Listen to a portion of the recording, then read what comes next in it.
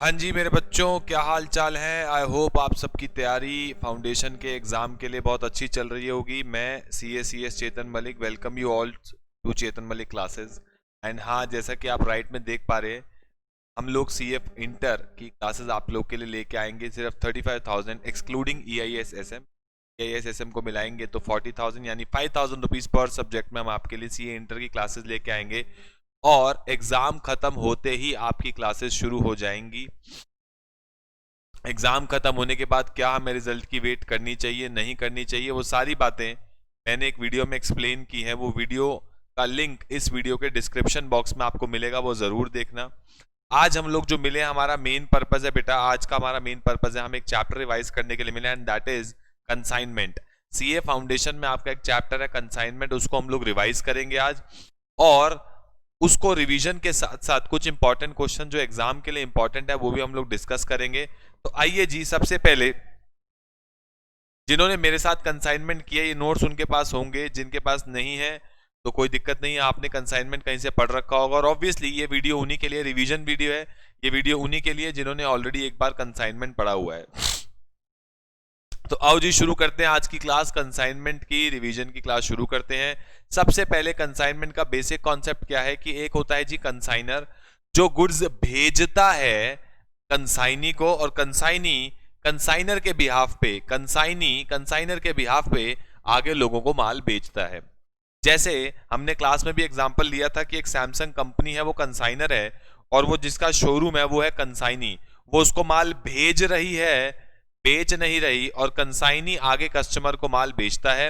ये पूरा कॉन्सेप्ट है, एक बेसिकली एक प्रिंसिपल एजेंट वाला कॉन्सेप्ट होता है। कंसाइनर इज अ प्रिंसिपल जो माल भेजता है, कंसाइनी के शोरूम पे रखा जाता है वो माल, और कंसाइनी आगे बेचता है फॉर सम कमीशन। वो उसका एजेंट बन गया, एक तरीके से एजेंट होता है जी कंसाइनी और कंसाइनर होता है जी प्रिंसिपल। अब हमें इस पूरे चैप्टर के अंदर एग्जाम पॉइंट ऑफ व्यू से हमें बात करनी है, तो आपको कंसाइनमेंट अकाउंट बनाने को आता है। कंसाइनमेंट अकाउंट बेसिकली किसकी बुक्स में बनता है? कंसाइनर की बुक्स में बनता है कंसाइनमेंट अकाउंट, जिसमें जो वो माल भेजता है, जो उसके खर्चे होते हैं वो सारे डेबिट साइड में आते हैं, क्रेडिट साइड में आती है उसकी इनकम जो सेल से आएगी, और सेल कौन करेगा? सेल कंसाइनी करेगा। तो पूरी बातें समझना, एक तरीके से पॉइंट क्या है कि जो कंसाइनर है उसका माल है, उसने कंसाइनी को दे दिया कि तू इसे आगे बेच, लेकिन सारा तामझाम मतलब सारा जो कंसाइनमेंट अकाउंट है वो कौन बनाता है? कंसाइनर। अब एक बचपन में मैं इसको लिंक करता हूं क्लास के अंदर भी, जैसे हम ट्रेडिंग पीएनएल बनाते हैं, ट्रेडिंग पीएनएल में क्या होता है? डेबिट साइड में ट्रेडिंग की बात करूं तो ओपनिंग स्टॉक और सारे खर्चे, डायरेक्ट खर्चे, इधर सेल्स और क्लोजिंग स्टॉक।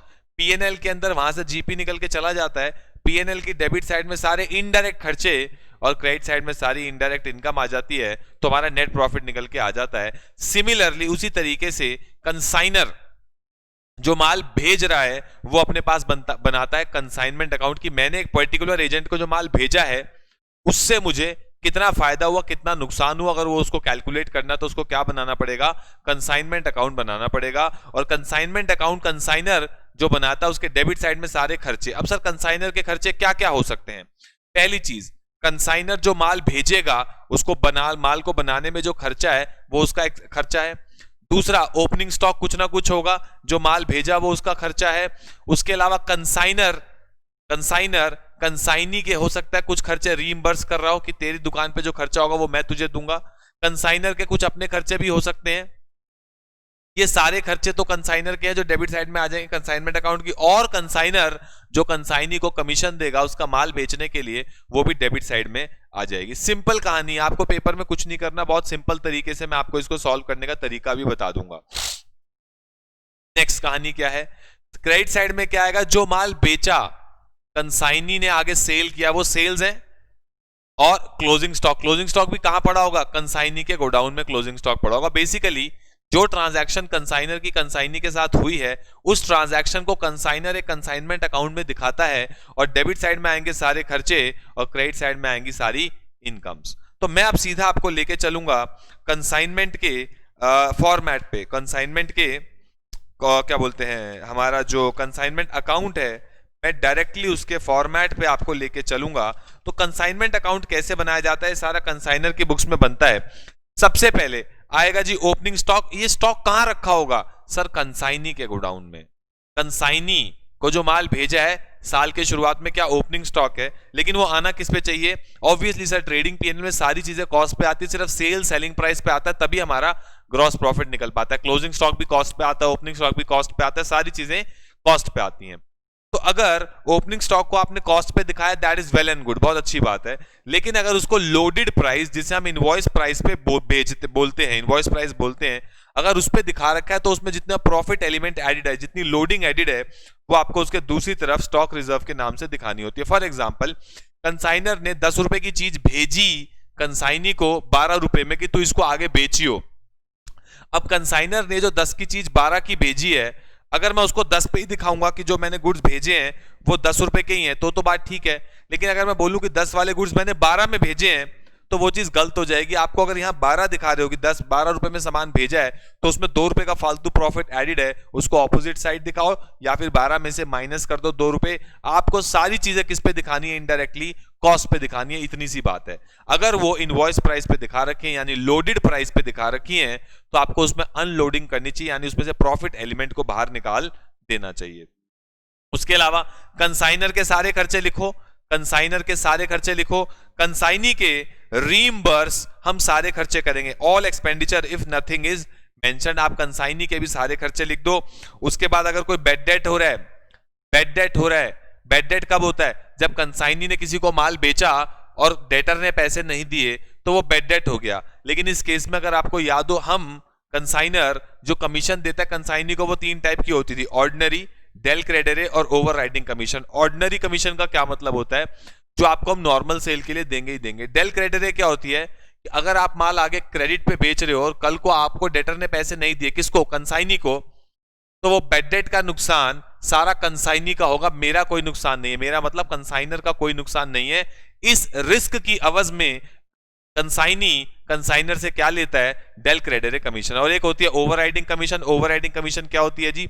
अगर मैं आपको बोलता हूं कि इस माल को आप आगे बेच दो 10 रुपए में, अगर आप उसको मैं कहता हूं 12 में बेचोगे, 10 से ऊपर जितना बेचोगे उसमें से भी कुछ कमीशन आपको दे दूंगा, ताकि आप सेलिंग प्राइस ज्यादा में उसको बेच पाओ, and that commission is called as overriding commission. तो अगर कोई बेड डेट हो रहा है और मैं आपको डेल क्रेडिटरे कमीशन नहीं दे रहा हूं, मतलब आपको रिस्क के अगेंस्ट कोई कमीशन नहीं दे रहा हूं, तो बेड डेट मेरा है, मेरा नुकसान है। लेकिन अगर कंसाइनर कंसाइनी को डेल क्रेडिटरे कमीशन दे रहा है, तो वो जो बेड डेट है वो कंसाइनर का नुकसान नहीं है। अगर मैंने आपको डेल क्रेडिटरे कमीशन दे दी तो मेरा कोई नुकसान नहीं है, लेकिन अगर मैं आपको डेल क्रेडिटरे कमीशन नहीं दे रहा हूं तो बेड डेट का नुकसान मेरा नुकसान है। उसके बाद कंसाइनी को आप क्या क्या दोगे? कमीशन, ये भी कंसाइनर का खर्चा। हम यहाँ क्या कर रहे हैं? कंसाइनमेंट अकाउंट में कंसाइनर के सारे खर्चे लिख रहे हैं। ओपनिंग स्टॉक, जो माल भेजा, कंसाइनर के सारे खर्चे, कंसाइनी के सारे खर्चे। उसके बाद बेड डेट और कंसाइनी को जो आपने देना है वो भी तो आपका खर्चा है। प्रिंसिपल ने जो एजेंट को देनी है कमीशन, ऑर्डिनरी, डेल क्रेडिटरे, ओवरराइडिंग, वो भी मेरा खर्चा है। कंसाइनी कंसाइनर की इनकम क्या है? जो माल बिका वो किस पे दिखाओगे? सेल प्राइस पे दिखाओगे। एबनॉर्मल लॉस हो जाए तो कॉस्ट पे दिखा देना, बाकी जो क्लोजिंग स्टॉक बचेगा उसको भी किस पे दिखा देना? कॉस्ट पे दिखा देना। अब सर सवाल क्या उठता है कि ये कमीशन की, इसमें मेन पॉइंट कंसाइनमेंट के पूरे चैप्टर में है ही क्या? 3 मेन पॉइंट है। एक तो कमीशन की कैलकुलेशन, दूसरा एबनॉर्मल लॉस की कैलकुलेशन, और तीसरा कंसाइनमेंट स्टॉक की कैलकुलेशन, यानी क्लोजिंग स्टॉक की कैलकुलेशन। और मैं हमेशा ही बच्चों को एक सिंपल तरीके से सिखाता हूं, जो अभी आपको एक एग्जांपल के साथ सिखाऊंगा। अब इसमें एक छोटी सी बात यह भी है कि कंसाइनी के 2 टाइप के खर्चे होते हैं, एक होते हैं जी डायरेक्ट और एक होते हैं जी इनडायरेक्ट। हम क्लोजिंग स्टॉक की कैलकुलेशन के लिए सिर्फ डायरेक्ट खर्चे लेके चलते हैं, इनडायरेक्ट खर्चे हम नहीं लेकर के चलेंगे।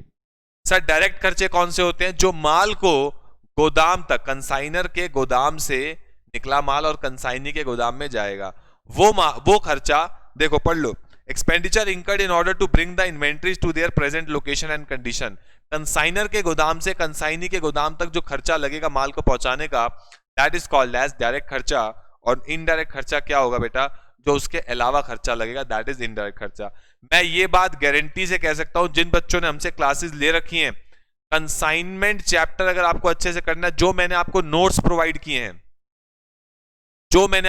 प्रोवाइड करे हैं, उन नोट्स को ढंग से शुरू से एक बार कॉपी में से पढ़ जाओगे ना, बुक का कोई सवाल ऐसा नहीं है जो आपसे नहीं होगा, लेकिन एक बार कॉपी रिवाइज करनी जरूरी है। अगर आप ये सोचो कि सर मैंने तो आपसे जब पढ़ा था बहुत टाइम पहले पढ़ा था, ऑब्वियसली कंसाइनमेंट आपके लाइफ में पहली बार चैप्टर आया, आपने 11th-12th में नहीं पढ़ा हुआ, तो अगर आप उस कॉपी को रिवाइज नहीं करोगे और सीधा बुक के क्वेश्चंस पे जंप कर जाओगे तो आपको प्रॉब्लम आएगी।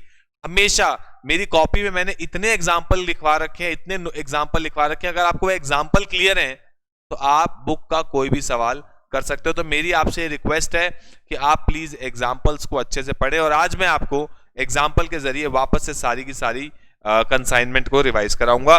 तो आओ जी शुरू से एक एक करके एग्जाम्पल उठाते हैं, अच्छे एग्जाम्पल उठाएंगे और उन अच्छे एग्जाम्पल्स के जरिए हम लोग अपने कंसाइनमेंट चैप्टर को रिवाइज करेंगे। आओ जी मैं आपको सीधा एग्जाम्पल से कहानी समझाने वाला हूं। आओ जी देखो आपको करना क्या चाहिए। अच्छा एग्जाम्पल लेते हैं, एक सिंपल सा एग्जाम्पल लेते हैं पहले शुरुआत में, और सिंपल एग्जाम्पल लेने के बाद हम चलेंगे जी आगे। देखो ए ने बी को माल भेजा 10,000 यूनिट 20 रुपए के हिसाब से और फ्रेट लग गया 47,500 ऑन 1-1-13। एक्सपेंडिचर इसका अनलोडिंग का लग गया इतना, क्लियरिंग का लग गया इतना, कैरेज इनवर्ड लग गया, बाकी ये खर्चे लग गए। तो ये सारे के सारे डायरेक्ट खर्चे हैं। 26,250 इसके एग्जाम्पल हमने लिखे हुए। डायरेक्ट खर्चे का मतलब वो खर्चा जो माल को कंसाइनर के गोदाम से कंसाइनी के गोदाम तक ले जाने में लगते हैं, दैट खर्चे आर कॉल्ड एज कंसाइनी के डायरेक्ट खर्चे। उसके बाद गुड्स जो बेचे गए वो कैश में बेचे गए। 10,000 में से 2500 यूनिट बेच दी 25 रुपए के हिसाब से, 5,000 बेच दी 32.5 के हिसाब से। बेड डेट हो गया, एक कस्टमर ने ओनली पेड 75 पैसा इन रुपी टू होम 200 यूनिट पर सोल्ड। हमारा एक बेड डेट हो गया है ऐसा ऐसा करके, लेकिन हम जो ए जो बी को कमीशन दे रहा है वो दे रहा है 3% तो नॉर्मल और 2% डेल क्रेडिट। मैं आपको क्वेश्चन करने का तरीका समझाऊंगा जी। जिसको ये तरीका समझ में आ गया कंसाइनमेंट उसके लिए कुछ भी नहीं है। अब आपको बनाना है जी कंसाइनमेंट का अकाउंट। कंसाइनमेंट अकाउंट में सिंपल तरीके से जाओगे, सिंपल तरीके से जाओगे तो इस चैप्टर के अंदर कुछ भी नहीं है। और वो सिंपल तरीका क्या है जी, जरा ध्यान से समझना। सबसे पहले आता बेटा हमारा ओपनिंग स्टॉक। ट्रेडिंग पीएनएल को याद कर लो, पहले फॉर्मेट समझ में आना चाहिए, उसके बाद तो आप fill in the blank stock कोई भी कर लेगा। उसके बाद गुड्स सेंट ऑन कंसाइनमेंट, जो हमने माल भेजा, कंसाइनर के सारे खर्चे, कंसाइनी के सारे खर्चे, और कंसाइनी को जो आपने देनी है कमीशन। ठीक है जी। उसके बाद जो माल बिक गया वो यहां लिखो। उसके बाद जो माल नहीं बिका या तो वो एबनॉर्मल लॉस हो गया होगा या वो क्लोजिंग स्टॉक के रूप में पड़ा होगा। सिंपल सी बात है। क्या कोई ओपनिंग स्टॉक है क्या? कोई ओपनिंग स्टॉक है क्या जी? बता दो। कोई ओपनिंग स्टॉक नहीं है। अच्छा जी, कितने सामान आपने भेजा? 10,000 यूनिट भेजी है 20 वाली। बस मैं इतना कह रहा हूं, 10,000 यूनिट आपने भेजी है 20 वाली, यानी 2 लाख का सामान आपने भेजा है। ठीक है जी। कंसाइनर के खर्चे, कंसाइनर का खर्चा हो गया जी 47,500, 47,500, इसमें तो कोई पॉइंट ही नहीं है। कंसाइनी के सारे खर्चे, कंसाइनी के टोटल खर्चे मिला के जो हुए दैट इज 26,250। अगर कुछ ना कहा जाए तो हमें सारे ही रीइंबर्स करने होते हैं, इसलिए सारा का सारा मेरा खर्चा है। बेड डेट, बेड डेट नुकसान हो गया एक, ये मेरा खर्चा नहीं है। मेरा मतलब कंसाइनर का खर्चा क्यों नहीं है? क्योंकि मैं उसको डेल क्रेडिट कमीशन दे रहा हूं। उसके बाद कंसाइनी को मुझे कमीशन देनी है, कितनी देनी है जी? नॉर्मल देनी है 3% और डेल क्रेडिट देनी है जी 2%। नॉर्मल देनी है 3%, डेल क्रेडिट देनी है 2%। यहां तक की कहानी क्लियर? ठीक सर। अब आते हैं जी सेल पे। सेल हो गई जी 2500 यूनिट तो बिकी आपकी 25 रुपए के हिसाब से, वो लिख दो यहां पे कितना आएगा। उसके बाद 5,000 यूनिट बिकी है बेटा आपके कितने के हिसाब से? 32.50 के हिसाब से, वो यहां लिख दो। अब आपको सिंपल सा बिल्कुल बनियागिरी दिखानी है बेटा। आपने 10,000 यूनिट भेजी हैं जिसमें से 2500 और 5,000 यानी 7,500 बिक गई। मुझे बाकी 2,500 का हिसाब दे दो। मुझे बाकी 2,500 यूनिट का हिसाब दे दो, वो कहां गई? क्या कोई एबनॉर्मल लॉस है क्या? बताओ जी, कोई एबनॉर्मल लॉस है क्या? नहीं सर, कोई एबनॉर्मल लॉस नहीं है। तो इसका मतलब बाकी यूनिट क्या होंगी? क्लोजिंग स्टॉक में होंगी। बिल्कुल जी। क्लोजिंग स्टॉक निकालने के लिए दिमाग में रख लो 3 पॉइंट, दिमाग में डाल लो 3 पॉइंट। 3 चीजें आती हैं जी क्लोजिंग स्टॉक में। कौन कौन सी आती हैं? मतलब ये 2500 यूनिट में आपका खर्चा हुआ है, क्लोजिंग स्टॉक को कॉस्ट पे दिखाना है। क्लोजिंग स्टॉक में 2500 यूनिट है, उसको आपको कॉस्ट पे दिखाना है। कॉस्ट में आप 3 एलिमेंट लेके चलते हो।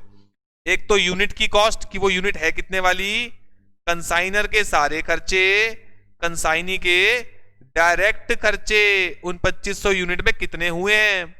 अब देखो जी, 2500 यूनिट की कॉस्ट क्या है सर, एक यूनिट 20 रुपए की है सर, एक यूनिट 20 रुपए की है, एक तो ये पॉइंट आ गया।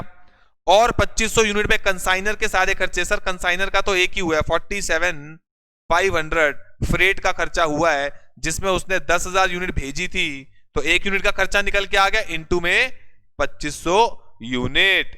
ये हो गया जी हमारा क्लोजिंग स्टॉक की कैलकुलेशन पे मैं चल दिया हूं आसान तरीके से। उसके अलावा कंसाइनी के डायरेक्ट खर्चे, डायरेक्ट का मतलब होता है वो खर्चे जो ए से कंसाइनर के गोदाम से कंसाइनी के गोदाम में लाने में लगे हैं। ये 6 खर्चे हैं, ये तो टोटल है। अनलोडिंग, क्लियरिंग और कैरेज इनवर्ड, ये तो है जी हमारे डायरेक्ट खर्चे। स्टोरेज, यहां पे आने के बाद उसने जो खर्चा किया स्टोरेज का, ऑफिस का, सेलिंग एंड डिस्ट्रीब्यूशन का, ये है इनडायरेक्ट खर्चे। तो डायरेक्ट खर्चे हमारे जो हुए दैट इज ओनली 4, 5, 6, 7, 8, 1800, 9800 हमारा खर्चा हुआ है। और वो 9800 जो खर्चा हुआ है वो 10,000 यूनिट पे हुआ है, 10,000 यूनिट पे हुआ है, उसमें से 2500 बची हुई है क्लोजिंग स्टॉक की कैलकुलेशन। तो 9800 जो खर्चा है वो 10,000 यूनिट पे हुआ है, उसमें से 2500 यूनिट बची हैं। तो ये पूरा मिला के हमारी 2500 यूनिट की कॉस्ट आ गई, जो हमें क्लोजिंग स्टॉक के रूप में दिखानी थी। एबनॉर्मल लॉस इस सवाल में कुछ है नहीं। उसके बाद आपकी आ गई सेल। अब आती है कमीशन की बात। अब आती है जी कमीशन की बात। इसका आप टोटल करोगे, ये आएगा 2,25,000। 2,25,000 पे नॉर्मल कमीशन देनी है बेटा 3%, तो ये तो टोटल सेल पे दोगे। डेल क्रेडिट के बारे में कुछ ना दे रखा हो तो ये भी टोटल सेल पे देंगे, ये भी किस पे देंगे जी, टोटल सेल पे देंगे। इसका टोटल कर लोगे आ जाएगा 11,250। ये हो गया जी हमारा, इधर निकल के आ जाएगा प्रॉफिट। ये हो गया जी हमारा कैलकुलेशन में। हर सवाल में आपको क्या बोलने वाला हूं, पहले फटाफट से बना लो कंसाइनमेंट अकाउंट। कंसाइनमेंट अकाउंट दोबारा बता देता हूं। सबसे पहले ओपनिंग स्टॉक, मजे ले रहा हूं जी, ओपनिंग स्टॉक। उसके बाद goods sent on consignment, cost पे दिखाना चाहिए। अगर आपने उसको इनवॉइस प्राइस पे दिखा रखा है तो उसके सामने जितनी उसमें लोडिंग एडिड है उतने अमाउंट से स्टॉक रिजर्व दिखा दो। अगर इनवॉइस प्राइस पे दिखा रखे, मान लो 10 वाला माल आपने 12 में भेजा, मान लो 10 वाला माल आपने 12 में भेजा, तो 2 रुपए उसमें प्रॉफिट एडिड है, वो आप उसके सामने स्टॉक रिजर्व के नाम से दिखा दो। कंसाइनर के सारे खर्चे, कंसाइनी के सारे खर्चे जो उसको रीइंबर्स करने हैं, कंसाइनी को फिर क्या दोगे, कमीशन और बैड डेट। बैड डेट तभी आएगा जब आपने डेल क्रेडिट कमीशन नहीं दी है। उसके बाद यहां आएगी जी सेल्स, सेल प्राइस पे बाकी यूनिट या तो एबनॉर्मल लॉस होगा या क्लोजिंग स्टॉक होगा। क्लोजिंग स्टॉक में 3 एलिमेंट आपको लेके चलने हैं। जितनी भी यूनिट बची हुई हैं उसमें 3 चीजें क्या क्या, एक तो उसकी एक्चुअल यूनिट की कॉस्ट जो यहां से आएगी, कंसाइनर के सारे खर्चे जो यहां से आएंगे, और कंसाइनी के डायरेक्ट खर्चे वो भी आपको यहीं से मिल जाएंगे। डिवाइड बाय जितनी यूनिट पे हुए हैं, मल्टीप्लाई बाय जितनी यूनिट क्लोजिंग स्टॉक की बची हैं। और अगर क्लोजिंग स्टॉक भी आपने किस पे दिखा रखी है सॉरी, क्लोजिंग स्टॉक भी अगर आपने उस पे दिखा रखा है इनवॉइस प्राइस पर, अगर क्लोजिंग स्टॉक भी आपने इनवॉइस प्राइस पर दिखा रखा है तो क्या करेंगे, तो इसमें से जितना स्टॉक रिजर्व है यानी जितना उसमें फालतू का प्रॉफिट एडिड है वो यहाँ स्टॉक रिजर्व के रूप में दिखा दोगे, क्योंकि क्लोजिंग स्टॉक को दिखाना चाहिए कॉस्ट पे और आपने दिखा रखा है किस पे जी, इनवॉइस प्राइस पे। बेसिक फंडा है और कुछ नहीं है। एक एग्जांपल हम और लेंगे और फिर चलेंगे जी आगे। ज्यादातर केसेस में आपको कंसाइनमेंट अकाउंट बनाने को आता है और कुछ भी नहीं है, कुछ भी नहीं है। कंसाइनमेंट अकाउंट जिसको आ गया उसके लिए ये कहानियां बहुत आसान है। और इसी बात पे हम जरा कंसाइनर की बुक्स में क्या जर्नल एंट्रीज होती है फिर भी एक बार रीड कर लेते हैं। सबसे पहले जो आपने सामान भेजा वो कंसाइनमेंट अकाउंट के डेबिट में आ गया, तो गुड सेंट ऑन कंसाइनमेंट। जो आपका खर्चा हुआ consignment account debit to bank. अगर कोई आपने सिक्योरिटी डिपॉजिट लिया है कंसाइनी से तो bank BR XYZ to consignee, उसको क्रेडिटर बना लो क्योंकि ये वापस करना होगा। उसके बाद आपने BR को डिस्काउंट करा लिया, इस BR को आपने डिस्काउंट करा लिया तो वही bank discount to BR। Goods return, जब आपने गुड्स भेजे थे तो कंसाइनमेंट के डेबिट में आ गए थे, गुड्स वापस दे दिए कंसाइनी ने, तो goods sent on consignment to consignee, ये उल्टी एंट्री हो जाएगी, ये वाली एंट्री रिवर्स हो जाएगी। नेक्स्ट, एक्सपेंडिचर जो कंसाइनी करेगा वो आपको रीइंबर्स करने हैं, जो आपका खर्चा है, तो consignment account debit to consignee. जो वो सेल्स करेगा कंसाइनी, जो भी माल बेचेगा, तो कंसाइनी टू कंसाइनमेंट, क्योंकि कंसाइनी आप डेटर बन गया आपका, और जो माल बिका है वो आपकी सेल है, वो क्रेडिट साइड में आ जाएगी। नेक्स्ट, कमीशन आपको देनी है, कंसाइनी को कमीशन देनी है, तो consignment account debit to consignee, सारे खर्चे हैं आपके। अगर बेड डेट का आपका नुकसान हो गया तो कंसाइनमेंट को डेबिट कर दोगे, आपका नुकसान है, और कंसाइनी से जो पैसा लेना था, क्योंकि उसने जो सेल की थी, उसको कम कर दोगे, अपने डेटर को कम कर दोगे। कंसाइनी आपका डेटर क्यों है? क्योंकि वो आपके ब्याह पे माल बेचता है, तो आपने उससे पैसे लेने होते हैं। अगर आप डेल क्रेडिटर कमीशन दे रहे हो तो बेड डेट का नुकसान आपका है ही नहीं, तो नो एंट्री। बैलेंस अगर आपको जो कंसाइनी से मिलेगा उसमें cash bank BR to consignee, closing stock consignment stock के डेबिट में टू कंसाइनमेंट के क्रेडिट में, एबनॉर्मल लॉस की entry PNL insurance to consignment.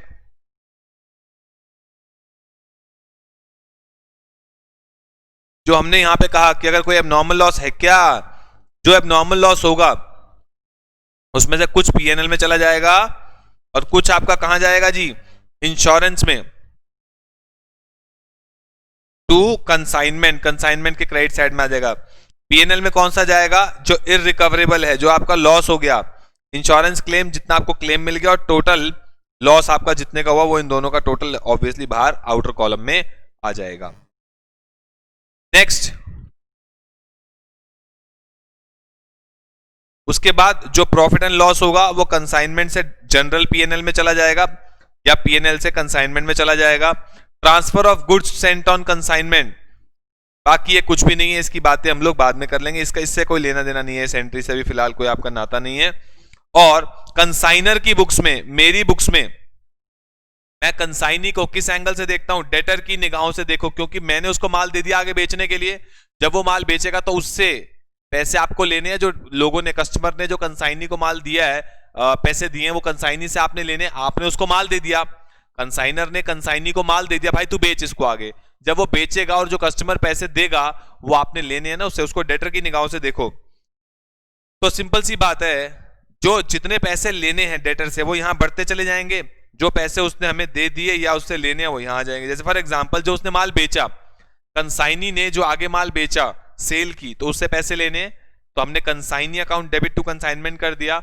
उसके अगेंस्ट उसने हमें बीआर दे दिया, कैश दे दिया, तो हम क्या करेंगे? BR account debit to consignee.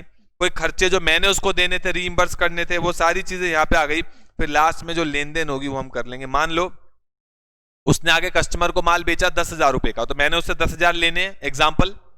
उसने हमें 2,000 का बीआर दे दिया, 2,000 के खर्चे मुझे उसको देने हैं, बैंक से उसने कुछ पैसा हमें दे दिया, कंसाइनमेंट की कमीशन मुझे उसको, तो काट पीट के जो बैलेंस है वो यहाँ पे उसका आ जाएगा। लेन देन है, जो पैसे लेने हैं वो यहाँ लिख दो, जो पैसे उसको देने हैं या उसने हमें दे दिए वो क्रेडिट साइड में लिख दो, जैसे डेटर का अकाउंट बनाते हो सिंपल तरीके से। ठीक है जी, कहानी क्लियर हो गई यहां तक। अब कंसाइनी की बुक्स में क्या एंट्री होंगी? कंसाइनी, कंसाइनी मतलब मेरा एजेंट जिसको मैंने माल दिया है। जब आप सिक्योरिटी देगा वो मुझे कुछ सिक्योरिटी देगा, तो कंसाइनर को debtor to cash bank BR, उसके जो भी खर्चे होंगे वो उस अमाउंट से कंसाइनर को अपना डेटर बना लेगा, बिकॉज उसने मुझसे पैसे लेने हैं। फॉर एग्जाम्पल, कंसाइनी जो भी खर्चा करता है मैं उसको रीइंबर्स करता हूं ना, तो वो अपनी बुक्स में मुझे डेटर बना लेगा।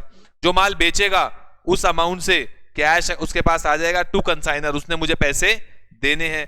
बेड डेट होगा तो regarding anything, quality, delivery etcetera, तो कंसाइनर को वो डेटर बना लेगा। मान लो बेड डेट हो गया, डेटर ने उसके पैसे नहीं दिए, उसने जिसको माल बेचा था उसने कंसाइनी को पैसे नहीं दिए, वो अपने डेटर को खत्म कर देगा और इधर से मुझे डेटर बना लेगा, बिकॉज उसकी क्या गलती है, वो मेरे से पैसे अपने लेगा।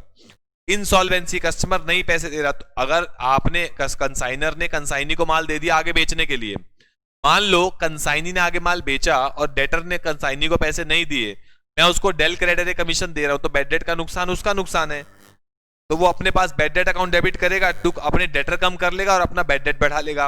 लेकिन अगर मैं उसको डेल क्रेडिटर नहीं दे रहा हूं, रिस्क उसका नहीं है, फिर रिस्क मेरा है, तो वो मुझे अपने डेटर तो कम करेगा ही करेगा, और जितने पैसे उसने मुझे देने थे उसको भी कंसाइनर अकाउंट को अपनी बुक्स में डेबिट कर लेगा। मुझसे जो उसने कमीशन लेनी है, कंसाइनी के एंगल से समझो, कंसाइनी ने मुझसे कमीशन लेनी है तो कंसाइनी की बुक्स में कंसाइनर डेबिट हो जाएगा टू कमीशन, उसकी इनकम है। खैर एंट्री से ज्यादा आपको पेपर में जो आने वाला है वो आपको आने वाला है कंसाइनमेंट अकाउंट।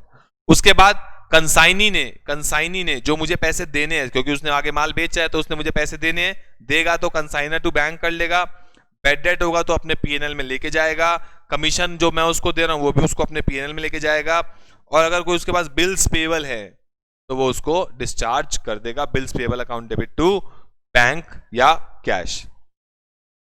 इसी तरीके से मैं आपको सिंपल सी एक बात बोल रहा हूं, ये वीडियो सिर्फ उन्हीं के काम आएगी जिन्होंने ऑलरेडी कंसाइनमेंट अकाउंट किया हुआ है एक बार, पहली चीज।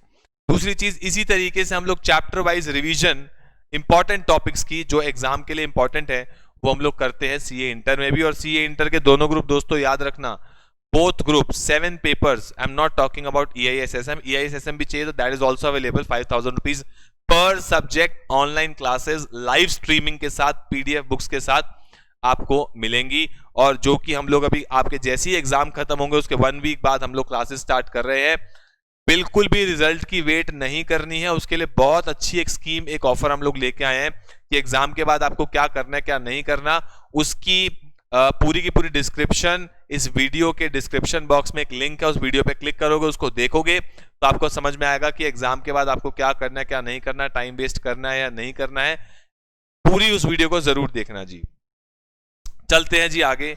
अब हम लोग क्या करने वाले हैं, एक बहुत बेहतरीन एग्जाम्पल करेंगे, बहुत ही बेहतरीन एग्जाम्पल, बड़ा सा एग्जाम्पल करेंगे, बेहतरीन सा एग्जाम्पल करेंगे, जिस एग्जाम्पल के बाद आपका दिल खुश हो जाएगा कि हाँ सर हमें कंसाइनमेंट समझ में आया। मैं आपको देखूंगा नहीं, आंसर नहीं दिखाऊंगा, इसको देखेंगे, हम खुद सॉल्व करेंगे। पहले हर काम को करने से पहले करना चाहिए कुछ अच्छा काम। मैं तो अपने पास गुड़ रखता हूं क्योंकि बोलते बोलते बहुत ज्यादा आपको खांसी होती है, गले में खराश होती है। एंड अभी जो लोग मुझे जानते हैं, I was covid positive as well, corona positive था मैं। 1 महीना पूरा, जीवन का इससे बुरा 1 महीना मैंने नहीं देखा, पूरी फुल बॉडी वीकनेस, मैं कुछ नहीं कर पा रहा था। तो उसके बाद मुझे कुछ आयुर्वेदिक ट्रीटमेंट मिले, जिसमें से एक है गुड़ का खाना, जिससे गला आपका, गले में जो प्रॉब्लम्स होगी वो चली जाती है अंदर। तो ऑब्वियसली, और ये अच्छी चीज भी है, चीनी से ज्यादा आपको गुड़ का इस्तेमाल करना चाहिए, तो वो खाते रहोगे। कुछ वैसे भी एग्जाम से पहले कुछ मीठा खा के जाना चाहिए, ऐसे बड़े लोग कहते हैं। प्लस खैर मैं अब क्या बोलूं कि इतने दिनों से रिवीजन मैं वीडियो इसलिए भी नहीं ला पाया अपने चैनल पे, because somebody very close to me and people who know me, मेरे सिस्टर के हस्बैंड यानी मेरे जीजा जी, रियल जीजा जी, आई हैव 3 सिस्टर्स, उसमें से एक की डेथ हो गई। तो I was very pissed off with life because sister is with me, उसके छोटे छोटे बच्चे हैं। तो बहुत ज़्यादा लाइफ में एक अजीब सी सिचुएशन मेरे आ गई थी, बिकॉज मेरे फादर भी नहीं है। और अभी अभी मतलब रिसेंटली खैर ये सब हुआ मेरे साथ में, पहले कोरोना पॉजिटिव हुआ, 1 महीना शिवाली मैम हुई, हमारा 3 मंथ का एक बेबी था वो कोरोना पॉजिटिव हुआ, उसके बाद सडनली घर में ऐसे एक डेथ हो गई। तो I was very pissed off with life कि क्या हो रहा है क्या नहीं हो रहा, बट बाउंस बैक तो करना ही है। लाइफ में अप्स एंड डाउन्स आते रहेंगे। तो ये तो खैर लोग सोचते हैं हम सीए का एग्जाम क्लियर कर पाएंगे, कर पाएंगे, सीए आसान है मुश्किल है, बेटा कुछ भी नहीं है सीए। ये मान के चलो लाइफ में उससे बहुत बड़ी बड़ी चीजें आपको फेस करनी पड़ सकती हैं लाइफ के अंदर। तो you have to be very strong. I am dealing, इस समय I am dealing very strongly, sister मेरे साथ है एंड उसके दोनों बच्चे हमारे साथ हैं, and I am dealing very strongly with this situation. So deal with it, जो भी सिचुएशन आए डील करो स्ट्रांगली, उससे बाउंस बैक करो, and you have to live this life. Life is all about ups and downs. पता नहीं था 1 महीना पहले ये सब हो जाएगा और एकदम से सडनली ऐसा कुछ हो गया लाइफ में, एंड घर में ऐसा माहौल है, बहुत ज्यादा चीजें हैं, बट हमें उसको पॉजिटिवली ठीक करना है। आप कुछ कर नहीं सकते, जो पास्ट में हुआ हो गया, आप अपने प्रेजेंट और फ्यूचर को अच्छा बना सकते हो। मैं बस आपको इससे ये बोलना चाहूंगा, इन चीजों से मुझे सिंपैथी नहीं चाहिए, मुझे आपको मोटिवेट करना है कि लाइफ में कुछ भी हो जाए you have to bounce back. CA तो कुछ भी नहीं है, लोगों की लाइफ में बहुत अप एंड डाउन चल रहे हैं। कोरोना के चलते लोगों की जॉब्स चली गई, ये हो गया वो हो गया, जॉब छूट गई, लोन वाले परेशान कर रहे हैं, XYZ, बहुत सारी चीजें हो रही है, कईयों के घरों में कोरोना की वजह से डेथ हो गई है इवन। तो खैर आपको मैं बस इतना बोलना चाहूंगा कि आप सोचते हो मेरी लाइफ में इतनी सारी प्रॉब्लम्स हैं, पर किसी और की देखोगे तो इतनी सारी दिखेंगी। तो आप अपनी प्रॉब्लम का सॉल्यूशन निकालें, किसी की लाइफ में ना देखें यार वो देखो कितना XYZ, किसी को कंपेयर ना करें, अच्छे से पढ़ाई करें। सीए कुछ भी नहीं है, लाइफ में बहुत बड़ी बड़ी चीजें हो जाती हैं, सीए तो एक बहुत छोटी चीज है और बहुत नॉर्मल सा कोर्स है। जो आप इजीली कर लोगे। I am just here to motivate you कि अगर मैं ये सारी सिचुएशन से बाहर आ सकता हूं, मैं सिर्फ क्या आपको दिखाना चाहता हूं कि मैं इतनी बड़ी सिचुएशन से अगर बाहर आ सकता हूं, मेरे लिए बहुत बड़ी है, क्योंकि अभी आपको और इंटरनल फैक्टर्स नहीं पता है। मेरे लिए इतनी बड़ी सिचुएशन से अगर मैं बाहर आ सकता हूं तो सीए तो कुछ भी नहीं है, ठीक है। मैंने 1 महीना, लोग 14 डेज में ठीक हो जाते हैं, पर due to some weakness, some internal problem, मेरे को 1 महीना लग गया and I was like full completely on bed. पूरा इतना वीक हो गया था मैं कि मतलब मेरे लिए इतनी समस्या हो गई थी। ऊपर से 3 मंथ के बेबी को कोरोना हो गया अभी, एंड शिवाली मैम को कोरोना हो गया, बट हम तीनों ने स्ट्रांगली इस जंग को जीता। उसके बाद घर में ऐसा एक सिचुएशन दोबारा आ गई कि घर में ऐसा सब कुछ हो गया। तो मैं बस आपको ये कहना चाहूंगा कि इन सब चीजों से आपको मोटिवेशन लेनी चाहिए कि सर अगर ये सारी चीजें डील करके मेरे लिए फिर भी एग्जाम से पहले रिवीजन वीडियो लेकर के आए हैं, सर ने कहा था तो सर लेके आए हैं, चाहे कुछ भी हो जाए। क्योंकि बच्चे कह रहे थे कि सर आपने कहा था रिवीजन वीडियो के लिए, तो मैं सबको ये कहता था कि लाऊंगा लाऊंगा, लेकिन एग्जाम से पहले अगर सर मेरे लिए ये सब होते सोते भी रिवीजन वीडियो अगर लेकर के आए हैं तो हमें भी सर को पढ़ के दिखाना है और एक बार में क्लियर करनी है फाउंडेशन, चाहे कुछ हो जाए। इतनी सी बात है और कुछ नहीं है। तो प्लीज इस रिवीजन वीडियो को लाइक जरूर करना, शेयर कर देना दोस्तों के साथ, चैनल को सब्सक्राइब कर लेना। एंड अब हम ये एग्जाम्पल शुरू करते हैं। मिस राखी ने कंसाइन किए 1000 radio set to miss Geeta on 1 January costing 900 each, spending following expenses. Rakhi consignor है, इसने कंसाइनी को माल भेजा, गीता को 900 रुपए का एक है, ये सारे खर्चे किए, कैरेज, फ्रेट, इंश्योरेंस, ठीक है। गीता को डिलीवरी हुई है 950, अरे भेजे तो 1000 थे, रिसीव कितने हुए 950, आउट ऑफ विच 750 बेच दिए 9 लाख रुपए के। गीता के जो खर्चे हुए हैं 3000 कैरेज के, 7500 कस्टम ड्यूटी के at the time of taking delivery. Geeta को कमीशन देंगे 6% ऑफ सेल। राखी ने क्लेम ले लिया 35,000 रुपए का क्लेम ले लिया। सर क्लेम किस बात का? गीता ने खर्चे किए 2500 for repairing the damage radio set remaining in the stock. Prepare consignment account and get Geeta account in the books of Rakhi. Rakhi मतलब कंसाइनर है, हमें कंसाइनमेंट अकाउंट और कंसाइनी का अकाउंट बनाना है। मैं रफ में आपको पहले दिखाऊंगा। राखी कंसाइनर है, गीता कंसाइनी है। इसने 1000 रेडियो सेट भेजे हैं, एक की कॉस्ट है 900, ठीक है। इसके जो खर्चे हुए, फ्रेट का हुआ 7000 और 650, 7650, इंश्योरेंस के 3250। मैंने कहा ठीक है। राखी ने इसको कमीशन देनी है 6% ऑफ सेल, मैंने कहा ठीक। गीता को मिले 950, 750 बेच दिए 9 लाख रुपए के, बाकी 200 इसके पास बचे हुए होंगे। एक्सपेंस देखा जाए तो इसके सॉरी 3000 हुआ कस्टम समथिंग कैरेज इनवर्ट, एक सेकेंड, कैरेज का 7500 हुआ कस्टम ड्यूटी का eight the time of taking delivery, और 2500 इसका खर्चा हुआ। इसके पास कुछ डैमेज रेडियो सेट बचे थे उसको रिपेयर कराने का। आपको कंसाइनमेंट अकाउंट बनाना है। मैं एक सिंपल सी बात बोलूंगा आपको, सबसे पहले क्या करना चाहिए? सबसे पहले भैया जी देखें, सबसे पहले कंसाइनमेंट अकाउंट का फॉर्मेट बनाना चाहिए। सबसे पहले क्या आता रहे? सबसे पहले आता है रे ओपनिंग स्टॉक, ठीक है जी। उसके बाद गुड्स सेंट ऑन कंसाइनमेंट, ठीक है जी। उसके बाद कंसाइनर के सारे खर्चे, वो तो टू बैंक से आएंगे, बैंक के नाम से जो भी खर्चा हुआ। कंसाइनी के सारे खर्चे वो कंसाइनी के नाम से आएंगे, क्योंकि कंसाइनी को आपने रीइंबर्स देने हैं। खर्चे तो हुए हैं लेकिन देने तो हैं। और कंसाइनी को आपने हो सकता है कमीशन भी देनी हो, वो भी कंसाइनी के नाम से आएगी। और बाकी आ जाएगा आपका प्रॉफिट। नेक्स्ट क्रेडिट साइड में आपकी क्या है बेटा? सेल्स आ जाएंगी। अगर कुछ एबनॉर्मल लॉस है तो वो दो नाम से आता है, पीएनएल जितना नुकसान हो गया, या बाकी इंश्योरेंस कंपनी ने जो आपको दे दिए। और उसके अलावा आता है बेटा क्या? Closing stock. क्लोजिंग स्टॉक जितने भी यूनिट होती है उसमें 3 एलिमेंट आते हैं, क्या क्या?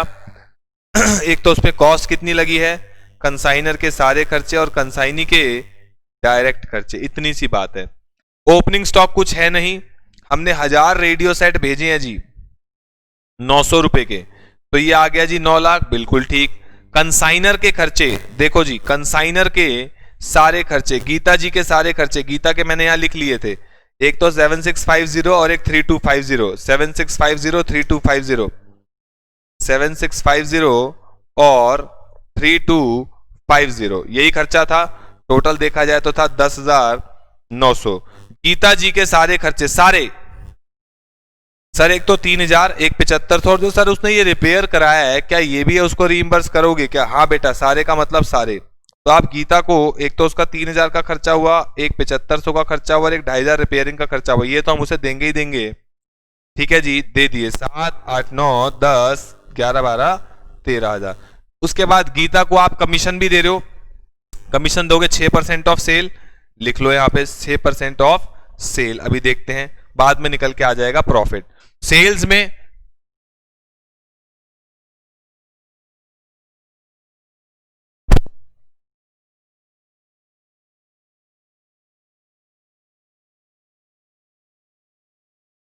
तो गीता की अगर हम बात करें तो आप सेल देता हो जी, सेल इसने 950 सेट इसको मिले थे, 750 बेच दिए, 750 बेच दिए एट द रेट समथिंग, जिसका टोटल प्राइस है 9 लाख, बिल्कुल ठीक।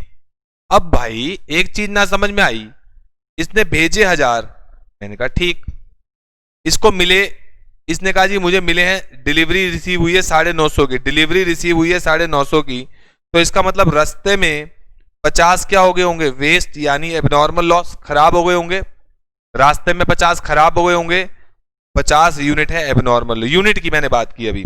इसका मतलब 800 और 200 यूनिट वो कह रहा है क्लोजिंग स्टॉक में अभी रखी हुई है, 200 यूनिट क्लोजिंग स्टॉक में, बस और कुछ नहीं करना। अब देखो जी, सबसे पहले क्लोजिंग स्टॉक की बात कर लेते हैं। क्लोजिंग स्टॉक 200 यूनिट की कॉस्ट है सर एक यूनिट की 900 रुपए, तो 200 की कितनी होगी इंटू में 900, 1,80,000। कंसाइनर के सारे खर्चे, कंसाइनर के सारे खर्चे है 10,900 पे। अब सवाल ये है कि जो कंसाइनर के सारे खर्चे हुए हैं, कंसाइनर के जो सारे खर्चे हुए हैं 10,900, जो ये टोटल है, ये कितनी यूनिट पे हुए हैं सर? भेजी तो 1,000 ही थी, वो तो बीच में खराब हुई है 50, तो इसका सारा खर्चा हुआ तो 1,000 पे ही होगा, बिल्कुल ठीक। 10,900 डिवाइड बाय 1,000, उसमें से बची है कितनी 200, दैट इज 2180 कंसाइनर का। और कंसाइनी के सर डायरेक्ट खर्चे, कंसाइनी के डायरेक्ट खर्चे सर, डायरेक्ट तो ये दो ही हैं 10,500, लेकिन सवाल ये है कि 10,500 जो कंसाइनी का ये खर्चा है गीता का, ये कितनी यूनिट पे हुआ होगा? सर इसने तो डिलीवरी जो रिसीव की है वो 950 यूनिट की डिलीवरी रिसीव की है, इसका मतलब जो इसका ये 10,500 खर्चा है वो 950 पे, 50 तो रास्ते में खराब हो गए, उन पे ये खर्चा हुआ ही नहीं होगा, तो इसका जो खर्चा हुआ 10,500 वो 950 यूनिट पे हुआ। ये बस मेन पॉइंट था। जितनी यूनिट पे खर्चा हुआ मल्टीप्लाई उसमें से जो बची हैं वो निकाल लो, जैसे 2211। ये आपका आ गया जी क्लोजिंग स्टॉक, ये आपका आ गया जी क्या, closing stock, closing stock, closing stock, simple 200 unit का जो भी आया, इसका टोटल निकालोगे, इसका टोटल आ जाएगा 184,391। अब बात आती है 50 यूनिट की। 50 यूनिट बेटा कहां खराब हुई हैं? 50 यूनिट रास्ते में खराब हुई हैं, उस पर क्या क्या खर्चा लगा होगा? इस 50 यूनिट की अगर बात करें तो इस 50 यूनिट पे क्या क्या लगा होगा सर? एक तो ये 50 यूनिट 900 रुपए का तो एक रेडियो ही था, मैंने कहा बिल्कुल यार तुम्हें तो सब आता है। उसके अलावा इन 50 यूनिट पे ये खर्चे तो हुए ही नहीं है, ये तो रास्ते में हुआ है खराब, तो इस पे सर ये 900 तो हुआ होगा ना, जो ये कंसाइनर का खर्चा है, जो ये कंसाइनर का खर्चा है सर, ये तो हुआ होगा ना, बताओ जी बताओ। इन 50 यूनिट पे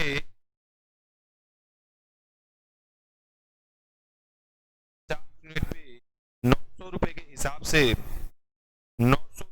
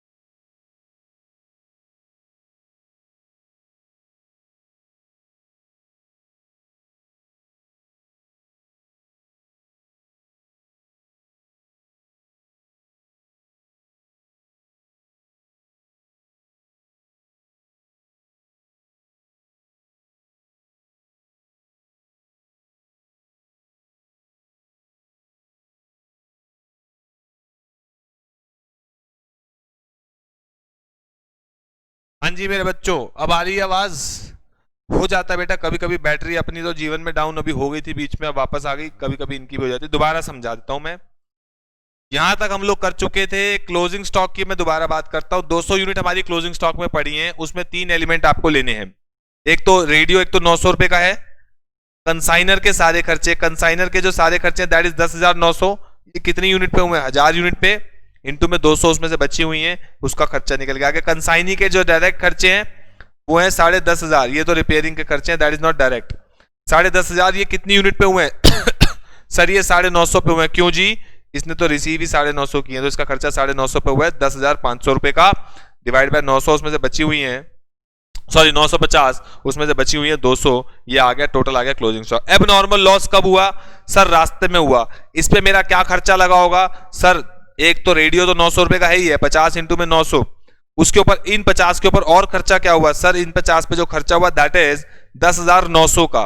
तो 10,900 खर्चा हुआ 1000 पे, इंटू में 50 का खर्चा, वो आ गया जी 545। टोटल जो मेरा खर्चा हो गया दैट इज 45,545।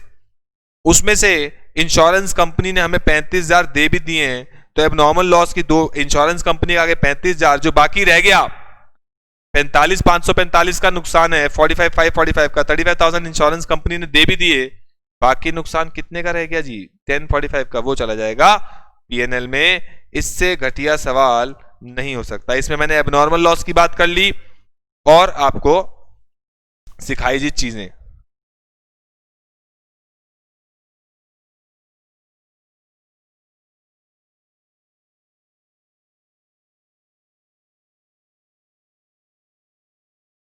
ठीक है जी, चलें आगे।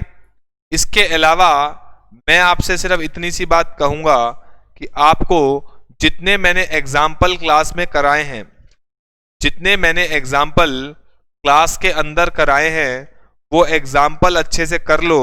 उसके बाद आपको कुछ करने की जरूरत नहीं है। वो एग्जाम्पल अगर आप अच्छे से कर लेते हो, सारे के सारे एग्जाम्पल, उसके बाद सिर्फ अपनी बुक के क्वेश्चंस कर लो, उसके अलावा आपको कुछ करने की एज सच कोई रिक्वायरमेंट नहीं आएगी, ये मेरी गारंटी है। मैं इस वीडियो के डिस्क्रिप्शन बॉक्स में, मैं इस वीडियो के डिस्क्रिप्शन बॉक्स में आपके लिए जो मैंने क्लास में नोट्स कराए हैं कंसाइनमेंट के, वो उसका लिंक डाल रहा हूं, वो आप देखिएगा। सारे नोट्स आप डाउनलोड करके कॉपी में अपने निकाल के, उसके प्रिंट आउट निकाल के आप उसका क्या कर सकते हैं, उन एग्जाम्पल्स को कर सकते हैं। उन एग्जाम्पल्स में अगर आपको पहली चीज तो कोई दिक्कत आए, तो मेरे प्रिय नंबर, इस नंबर पे आप मुझे व्हाट्सएप करके उन नोट्स में मेरे से डाउट ले सकते हैं। उन नोट्स को करने के बाद जो हमारा ICAI का मॉड्यूल है, या जो हमने आपको बुक दे रखी है, जो बच्चे हमसे पढ़ते हैं, सिर्फ उसके सवाल कर लेना। उसके बाद जो मैंने आपको स्कैनर दे रखा है जिसमें आप पास अटेम्प्ट, RTP, MTP है, वो सवाल कर लेना। आपको कंसाइनमेंट देखने के बाद वो सारे सवाल आज करने चाहिए। वो करने के बाद मुझसे डाउट लेने चाहिए। इस नंबर पे आप मुझे कंसाइनमेंट से रिलेटेड जो भी डाउट्स है वो पूछते रहें। और आज के बाद से जब तक आपका एग्जाम नहीं होता, मैं डेली कुछ ना कुछ इंपॉर्टेंट इस तरीके से आपके साथ लाऊंगा, ऐसे चैप्टर जिनकी कम से कम वेटेज 70 to 80 मार्क्स की होगी। तो आज से आप डेली मेरे साथ एक ऐसा चैप्टर करेंगे। BRS और इन्वेंट्री की ऑलरेडी हमारे YouTube चैनल पे आपके पास रिवीजन वीडियो पड़ी है, वो आप देखें, और उसके बाद BRS भी साथ साथ कर ले, इन्वेंट्री भी साथ साथ कर ले। एक बार रिवीजन हो जाती है तो साथ साथ करें। मैं हमेशा एक ही चीज बोलूंगा, कॉपी के नोट जरूर पढ़ें जो हमने कॉपी में लिखे हैं। उसके बाद आप बुक के सारे सवाल कर ले, और जो आपको स्कैनर दे रखा उसके सारे सवाल कर ले। उससे बाहर पेपर नहीं आएगा, नहीं आएगा, नहीं आएगा, नहीं आएगा, ये मेरी गारंटी है। और जो डाउट आते हैं वो मेरे से आप व्हाट्सएप करें, इस नंबर पे आप मुझे व्हाट्सएप कर दें अपने डाउट्स। और आज के बाद से मैं डेली बेसिस पे हमारे चैनल पे एक रिवीजन वीडियो लेकर के आऊंगा। अपकमिंग जो रिवीजन वीडियोस रहने वाली हैं वो रहने वाली हैं एक पार्टनरशिप की, एक कंपनी की। पार्टनरशिप के अंदर कुछ खास इंपॉर्टेंट नहीं है, एक JLP वाला कॉन्सेप्ट आपको डिटेल में बताना है। वैसे खैर इतना डिटेल आपके लिए रहनी, वो सब इंटर लेवल पे आपके डिटेल में आएगा। अभी आपको सिर्फ ऊपर ऊपर से बताना है, बिकॉज JLP का आपके अंदर जो है सिलेबस के अंदर एक दो लाइनें हैं, पर पूरा डिटेल टॉपिक आपका CA इंटर में आएगा। नेक्स्ट अपकमिंग वीडियो होगी पार्टनरशिप की, उसके बाद होगी जी कंपनी की, उसके बाद होगी जी NPO की। इस तरीके से जो इंपॉर्टेंट चैप्टर हैं जिनकी वेटेज थोड़ी एग्जाम में ज्यादा है, मैं उसकी रिवीजन वीडियो आप डेली बेसिस पे आज से डालता रहूंगा। तो टिल एग्जाम डेली बेसिस पे एक अच्छा चैप्टर मेरे साथ करें, और हल्के चैप्टर अपने करते रहें साथ साथ, तो डेली के 2-4 घंटे आप मुझे देंगे, अकाउंट्स की बहुत अच्छी प्रिपरेशन आपकी हो जाएगी। चैनल को सब्सक्राइब जरूर कर लेना, वीडियो को शेयर कर दो, कोई डाउट है तो मुझे व्हाट्सएप कर दो। नोट्स इस कंसाइनमेंट के इस वीडियो के डिस्क्रिप्शन बॉक्स में गूगल ड्राइव का लिंक है, वहां से डाउनलोड कर लो। उसके अलावा आपको एग्जाम के बाद क्या करना चाहिए क्या नहीं करना चाहिए, उसका मैंने वीडियो का लिंक भी इसके डिस्क्रिप्शन बॉक्स में डाल दिया है, वो देखो। और सीए इंटर बोथ ग्रुप की तैयारी कर लो, बिकॉज मुझे पता है जो बच्चा मेरे साथ रिवीजन करेगा, लॉ की इतनी वंडरफुल रिवीजन क्लासेस ऑलरेडी डल चुकी हैं, फुल इकोनॉमिक्स की रिवीजन वीडियो क्लास में ऑलरेडी आने वाले 2-4 दिन में डालने वाला हूं, जिसमें पूरा इकोनॉमिक्स का सिलेबस कैसे एक दिन में आप मेरे साथ रिवाइज कर सकते हैं वो डालूंगा। तो इस तरीके से आप रिवीजन करते रहोगे, फाउंडेशन पक्का क्लियर है। फाउंडेशन क्लियर करने के बाद इंटर लेवल में 5000 rupees per subject online class plus PDF books आपको लाइव स्ट्रीमिंग के साथ घर बैठ के देखनी है, और कैसे प्लानिंग करनी है अपनी सीए इंटर की, वो वीडियो मैंने उस वीडियो का लिंक भी डिस्क्रिप्शन बॉक्स में देख लिया है। तो दोस्तों मिलेंगे नेक्स्ट रिवीजन वीडियो में, तब तक के लिए okay, tata, bye bye, take care. और हमेशा की तरह एक चीज बोलूंगा, मोटिवेटेड रहो, कॉन्फिडेंट रहो। 11th-12th का टुच्चा सिलेबस है, 11th-12th क्लियर करके आए हो ना, 80% सिलेबस 11th-12th का है। 11th-12th जिसने क्लियर किया वो फाउंडेशन एक बार में क्लियर कर जाएगा, मुझे पक्का भरोसा है आपके ऊपर। नर्वस होने से कुछ नहीं होता, नेगेटिव थिंकिंग दिमाग से निकाल दो, कॉन्फिडेंट रहो, you will clear for sure. और आपके लिए मैंने एक गाना भी ढूंढा आज, हमेशा की तरह, जैसे कि जो लोग मुझे जानते हैं, मेरे को पता है मैं आपको गाना सुनाए बिना नहीं रहता, आपको गाना सुनाए नहीं रहता।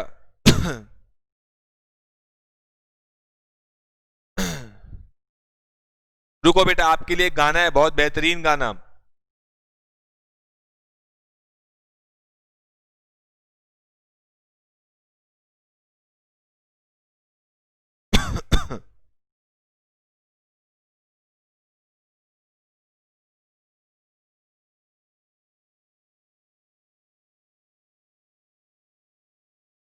आपके लिए बेटा एक गाना है बहुत बढ़िया,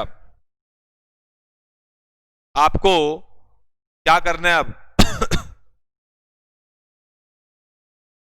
मैं सही बता रहा हूं, जो बच्चा हल्का सा भी ढंग से पढ़ लिया, हल्का सा भी ढंग से पढ़ लिया, रिवीजन वीडियो उसने देख ली, तो ये सॉन्ग आप अपने एग्जाम को देखते ही गाना शुरू कर देंगे।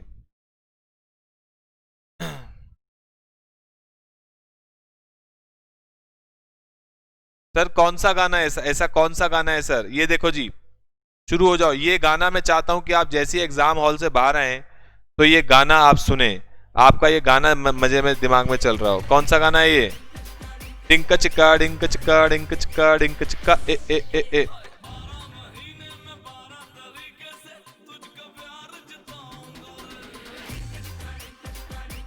यही मुझे चाहिए, आपकी सोच। एग्जाम से बाहर आओ तो इस तरीके से, और ये आप कर सकते हो लाइफ में भी, आप डिंका चिक्का कर सकते हो। इट ऑल डिपेंड्स कि आप किस सोच से एग्जाम में जा रहे हो, किस सोच से एग्जाम में जा रहे हो। तो बी कॉन्फिडेंट, 11th-12th का सिलेबस है, इजीली आप कर जाओगे, मुझे पता है सब लोग इजीली कर सकते हैं, बस रिवीजन की जरूरत है। और आखिरी के 10 दिनों में, 8 दिनों में, आखिरी के 20 दिनों में अच्छे से पढ़ लो, दिन रात एक कर दो। फाउंडेशन एग्जाम के बाद मुझे पता है तुम्हारे स्माइलिंग फेसेस मुझे सबके चाहिए, एंड आई नो तुम सब कर सकते हो, मुझे पता है। बस चाहिए होती है हल्की फुल्की गाइडेंस। जिसको भी लो फील हो रहा है, नर्वस फील हो रहा है, ऐसी कुछ भी फीलिंग मन में आ रही है, मुझे व्हाट्सएप करो, नंबर मैंने आपको अपना दे दिया, मुझे व्हाट्सएप करो, ठीक है जी। मिलते हैं नेक्स्ट रिवीजन वीडियो में, तब तक के लिए God bless you all, I love you all. अच्छे से पढ़ लो, एक बार में क्लियर कर जाओगे, पक्की बात है जी। Okay, tata, bye bye.